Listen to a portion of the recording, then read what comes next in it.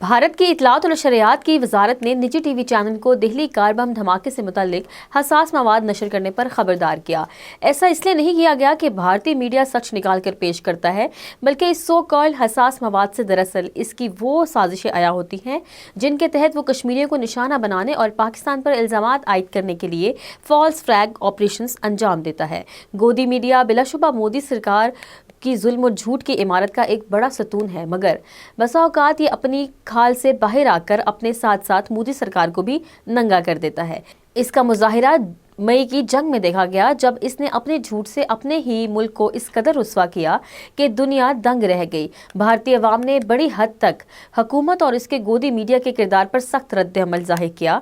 दिल्ली धमाकों पर भी भारतीय अवाम ने शकूक व शुबहात का इजहार करके सवालात उठाए कि इस नौयत के वाक़यात इंतखाबात के मौक़ों पर ही क्यों पेश आते हैं। बेशुमार भारतीयों ने अपने मीडिया पर जंगी जुनून को बढ़ावा देने और तशद्दुद पर मबनी मवाद दिखाने का इल्ज़ाम आयद किया। दिल्ली धमाके के बाद जिस जारियत के साथ भारतीय सिक्योरिटी फोर्सेस और मीडिया ने कश्मीरियों के खिलाफ सरगर्मी की, इस पर भी भारत में तनकीद सामने आई है। भारतीय फोर्सेस के खौफ, धमकी और ताकत के गलत वेशियाना इस्तेमाल के नतीजे में एक कश्मीरी ताजिर ने खुदसूजी की। इसके 2 बेटों को पहले ही गिरफ्तार किया गया था।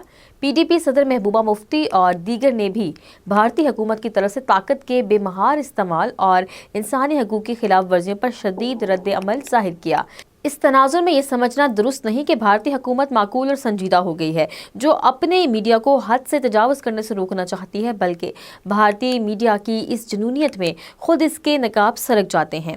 भारतीय मीडिया अब शुतर बेमहार बन चुका है, जो अब अपनी ही हुकूमत और मुल्क को नुकसान पहुँचा रहा है। भारतीय हुकूमत की एडवाइजरी क्या भारतीय मीडिया को अपनी जल्द में वापस लाएगी, इस बारे में कुछ नहीं कहा जा सकता, क्योंकि सांप को दूध पिलाने वाला भला सांप को काटने से क्या मना करेगा।